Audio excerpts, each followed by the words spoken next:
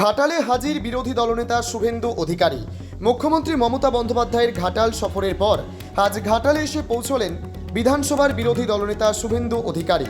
বন্যা প্লাবিত জলমগ্ন মানুষদের সাথে কথা বলার পাশাপাশি ঘাটাল, গোঘাট, আরামবাগ ও পরশুরার বিধায়ক ও বিজেপি কর্মীদের নিয়ে একটি প্রতিবাদী মিছিল করেন।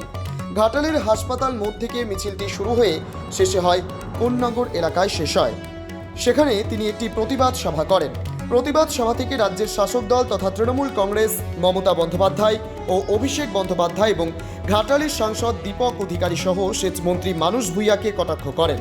তিনি বলেন, খিচমেরি ফটোতেই ব্যস্ত রাজ্যের মুখ্যমন্ত্রী। ঘাটাল মাস্টার প্ল্যান নিয়েও মুখ্যমন্ত্রীকে কটাক্ষ করতে ছাড়েনি শুভেন্দু অধিকারী। ব্যুরো রিপোর্ট, जज्बात 24 बांग्ला।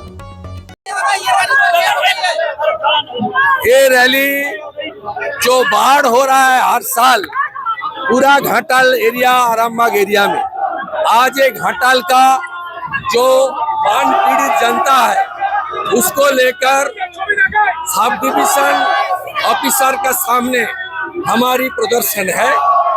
और ममता बनर्जी यहाँ सेंट्रल गवर्नमेंट का जो कैलामिटी रिलीफ फंड का रुपया, वो सब रुपया धांधली कर दिया, भ्रष्टाचार हो रहा है। घाटाल मास्टर प्लान के रुपया सेंट्रल गवर्नमेंट दिया था, टीएमसी ने खा लिया। इसका खिलाफ ही बाढ़ पीड़ित जनता को लेकर भारतीय जनता पार्टी उनका एक जुलूस चल रहा है, एक प्रोटेस्ट रैली चल रही है।